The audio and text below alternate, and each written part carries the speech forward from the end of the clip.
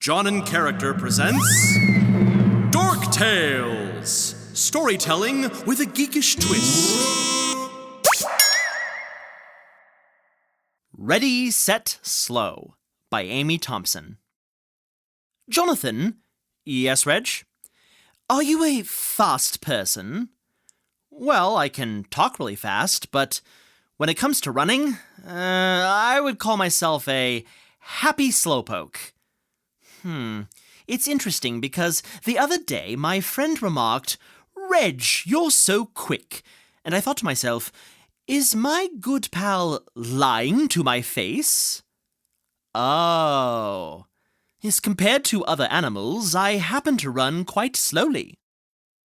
Reg, when someone says you're quick, sometimes they mean that you think fast. And you're funny. Oh, what a lovely remark!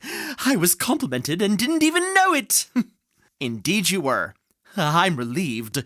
But I dare say, even though I've never finished a foot race, my athletic prowess still gets compliments around the hedgehog hangouts. Well, you have excellent hedgehog running skills, Reg. And your mention of a race reminds me of today's story. Ooh, I live for smooth transition. And I enjoy steering the conversation away from complimenting you. We all win! Bravo. Today's story is about a race between a swift hare and a very slow tortoise. What? Oh, it's nothing. I'm just worried it's another one of those misunderstandings. Like quick. Okay, what part has you worried? Tortoise. Just tortoise? Well, in hedgehog circles, we use the term tortoise to describe a very rich turtle. Really? Okay, so this turtle was rich. With pearls and a jewel-covered shell? Ooh, or bedazzled roller skates? Nope. Though that last one might have helped. Tortoise was just a tortoise. Rich in family, friends, and experiences. Well, I suppose that passes muster. Anyway, one day, Tortoise was in the city square and saw a crowd of animals gathering around a hare, who was boasting and bragging. "I'm the speediest in the land. Never been beaten, never gonna be. That's my motto. Just you watch." Uh-oh. What? It's that tricky word thing again. I don't believe I'm thinking about the same thing of which you speak. A hare? Yes. Like fluff? Well, I suppose so. The stuff on your head? Oh, no, not hair, H-A-I-R. In this story, it's hare, H-A-R-E, like a rabbit. Hare? Well, why stop there? Oh, don't start. How about a bear or a mare in a lair over there with some flair on a chair? Okay, now you're just rhyming. How do you like my timing? Anyways, Tortoise didn't care about the bragging hare. Ooh, good rhyme time, chap. Reg. Back to the story. Hare was going on and on to everyone about speed and skill, and Tortoise was unimpressed. It is pretty rude, if you ask me. That's what Tortoise thought, too. Did the tortoise clutch a strand of pearls and let out a heavy sigh? No pearls, remember, Reg? Tortoise was rich, but in family, friends, and experiences. Oh, yes, right. And also rich in integrity and good judgment. So Tortoise challenged the braggadocious hare to a race. In front of everyone? Yes. And of course, Hare accepted the challenge in the most gracious fashion a hare can muster. You? With those little stubby legs and your heavy shell? I could dance around you all day and still win the race. But Tortoise had a retort ready. Boast away, but you'll be defeated. Tortoise's courage shook the town square. Fox immediately volunteered to be the referee. Chipmunk spit out all the acorns in his cheeks. It can't be possible! Even 2 hummingbirds zipped through the square, exclaiming, "We gotta see this! We gotta see this!" It sounds like this race was shaping up to be a big deal. When Tortoise and Hare arrived at the start of the path through the woods, the entire forest floor had come to witness the spectacle. Everyone knew it'd be impossible for Tortoise to win, but they were there to cheer anyway. That's the spirit. There were quite a few spectators who wanted to see Hare humiliate Tortoise too. Not very sporting. Not at all. And as the 2 creatures approached the starting line, they made intense, prolonged eye contact. You know the kind.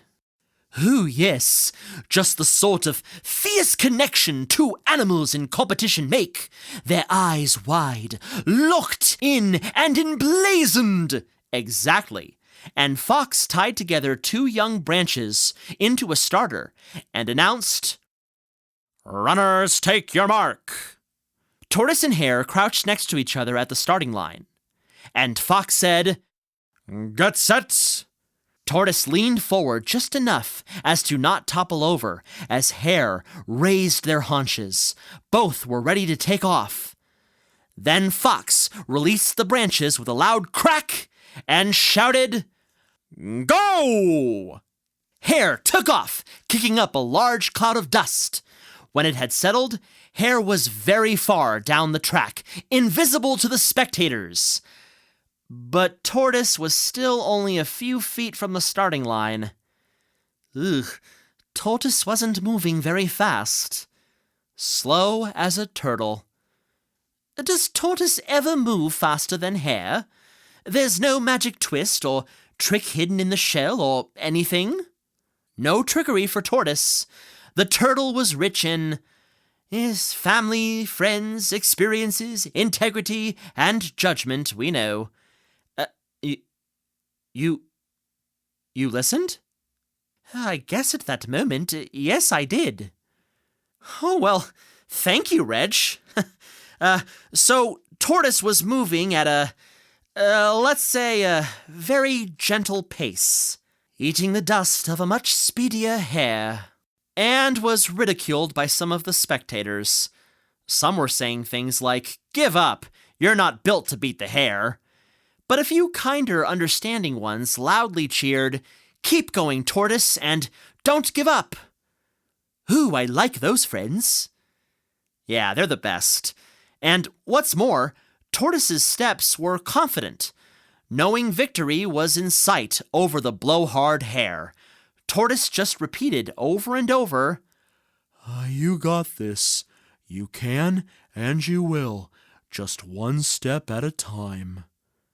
What a nice mantra. Yeah, I think we all could talk to ourselves a little more positively. Oh, that's true. I wish I had Tortoise's mantra going through my head.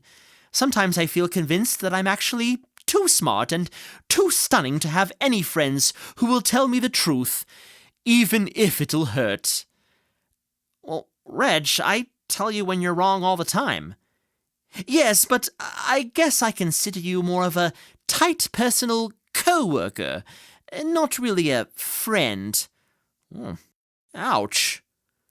Okay, fine, you're right. You're like my best friend. And I tell it like it is.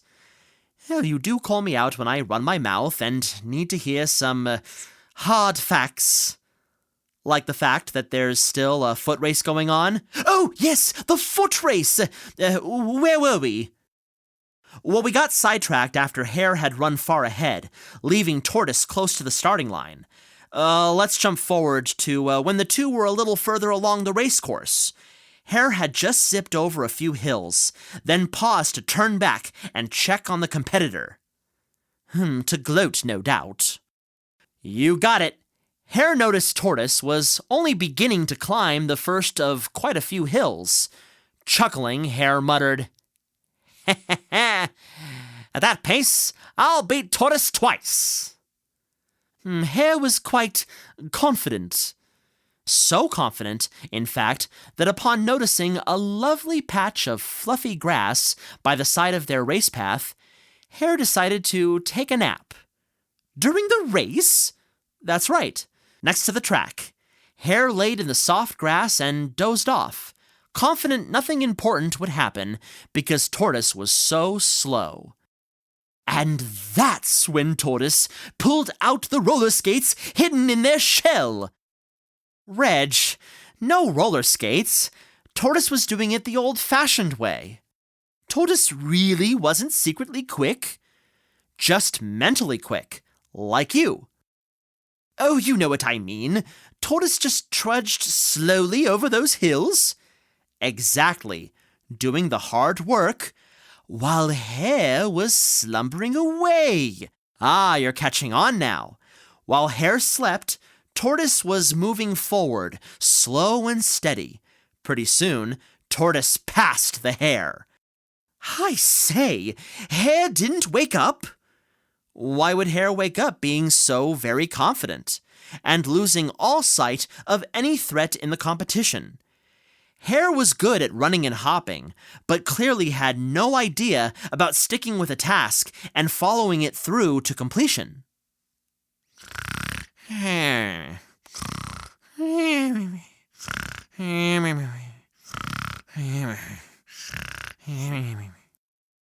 The snores coming from the side of the racetrack confirmed that.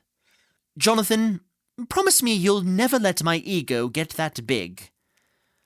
I don't want to make promises I can't keep, Reg. Hey, truly? I'm kidding, Reg. You're a great friend, and I'll warn you if you start, well, veering off the path. Thanks, mate. Now back to the story. Okay, so after passing the slumbering Hare, our friend Tortoise got a second wind, sliding down the other side of those steep hills. The hummingbirds dived by overhead, cheering and exclaiming, "Keep going! Keep going! Hare's still sleeping! Hare's still sleeping!" They cheered in unison as they kept Tortoise updated on Hare's extreme snooze session. Tortoise continued moving forward. The finish line was now in sight over one final hill.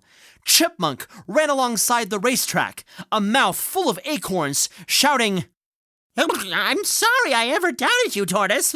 You're doing it right." Tortoise grinned, knowing the plan was working. As Tortoise reached the crest of the final hill before the finish line, everyone in the forest heard a yowl from behind. Yowl! What? The tortoise is where? Hare clearly had woken up on the wrong side of the grassy patch. Oh, this'll be rich. Actually rich? Not like a tortoise, no. Rich meaning, oh, that's a laugh. Ah, I see. Well, Hare did not find the situation very funny. The creature sprang up, scrambled down the path, and desperately tried to catch up to Tortoise, who only paid attention to the following path. Tortoise will never give up, and never surrender. Way to go! You would have fit in with the rest of the animals, Reg. By Grabthar's hammer, by the sons of Warven, they were jumping up and down, shouting excitedly for the entire 5 minutes it took Tortoise to walk the final foot to the finish line. And with Hare's protests echoing faintly behind, everyone cheered and paw-bumped over Tortoise's victory.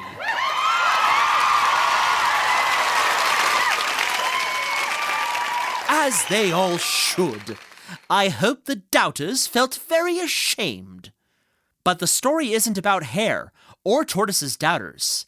It's about the tortoise's confidence and belief that slow and steady wins the race.